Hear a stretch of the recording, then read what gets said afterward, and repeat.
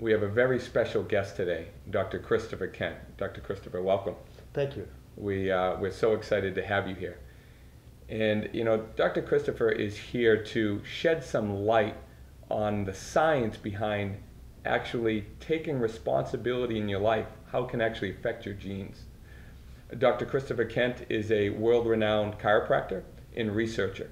He's currently on the editorial boards for the Journal of Maternal and Family Health and also on the Journal of Vertebral Subluxation Research. So, Dr. Chris, again, welcome. Well, thank you. It's a pleasure to be here. Now, people seem like they are a slave to their genes. You know, they think that, you know, their genes are, you know, my father has high blood pressure, I'm going to have heart disease. So are we a slave to our genes? Well, for years we were taught that we were, that Watson and Crick had worked out this scheme and that our genes determined our destiny, that our legacy as human beings was basically what our parents gave us, mother and father, each contributing half, and we had very little control over it. And this indeed was the limiting factor in the extent to which we could experience the dynamics of life. And the exciting thing is that in research today, we now know that we're not slaves to our DNA, but that the lifestyle decisions that we make actually change the expression of our DNA, and that these changes, which are called epigenetic changes, can be transmitted to future generations. The changes we make today can actually affect our children tomorrow? Indeed, and your children's children. I was privileged to attend a meeting at the United Nations a few years ago, and a Native American woman was addressing the health committee. And we thought to ourselves, this is kind of interesting, but what can she possibly offer us that we don't know with our science?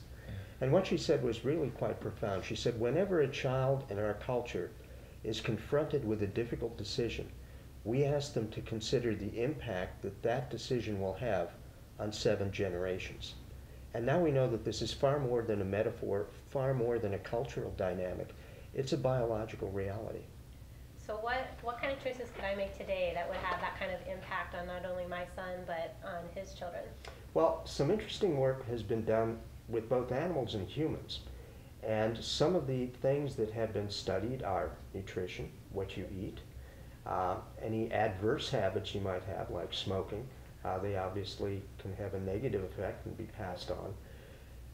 Psycho-emotional dynamics, things like meditation, a decision to effectively take control of how you respond to stress rather than, again, just kicking into default mode and responding to things as they come. In our work, we talk about 3 dimensions of stress: physical, biochemical, and emotional. Okay. So any lifestyle choice you make that impacts on any of those 3 dimensions has the potential of affecting genetic expression in future generations. Wow, so I have a lot more power and control than I might think. Considerably more. Many people realize that, yes, I affect my children, yes, I affect my family, yes, I affect my coworkers, but very few individuals are aware of the fact that the lifestyle changes you make today actually will influence the future of humanity. So you mentioned stress, and I know before the show we were talking about stress and how it could be either positive or negative. Can Yes. you tell me a little more about that? Because most people think of stress as something, not negative. so good. And I remember I would have patients who say, if I could only eliminate stress. And I said, well, that's not going to happen until Right. you assume room temperature. Because the essence of Or go live in a mountain cave. life, the thing that differentiates a living thing from a non-living thing is the ability to adapt and interact. Okay. So when we look at stress, of course we're subjected to various forms of physical, chemical, and emotional assaults. But are they assaults, or are they just part of the human experience? Hans Selye, who originally applied the engineering concept of stress to the biological world, Okay.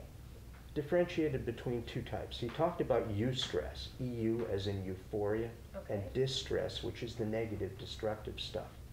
And the amazing thing that we as human beings can do, that to my knowledge other animals cannot, is by changing our attitude, by changing our perspective, by controlling our responses to what we're dealt in life, we can turn a negative experience into a positive one.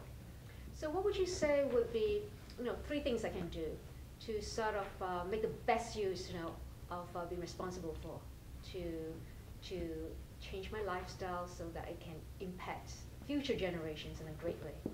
Well, the first thing to do, of course, is to take control of your life, to stop operating in a default mode, and to start designing what it is you're about. And the first step in that process really is to define your core values. What's important to you as a human being? Why are you here on the earth? And how can you most effectively share whatever gifts you have with those you care about? And finally, in your daily life, when you're making decisions about what you're going to eat, how you're going to respond to someone, whether or not you're going to exercise or take the easy way out, ask yourself the question, how does this relate to my values as a human being? How does this relate to my ability to share my gifts with others? Even if we had a perfect healthcare system, only about 10% of the contribution to longevity is a function of healthcare. And other studies have suggested that only about 25% is genetically determined. So the vast majority of factors that contribute to longevity, quality of life, and indeed our effectiveness of human beings are products of our choices. And as we mentioned earlier, those choices affect your children and potentially your children's children. We don't know how long they last. We know that they change a little bit as the environment changes. So you would say we are not a slave to our genes? I would go far beyond that and say not only are we not slaves to our genes, but we have the ability to actually craft the destiny of future generations.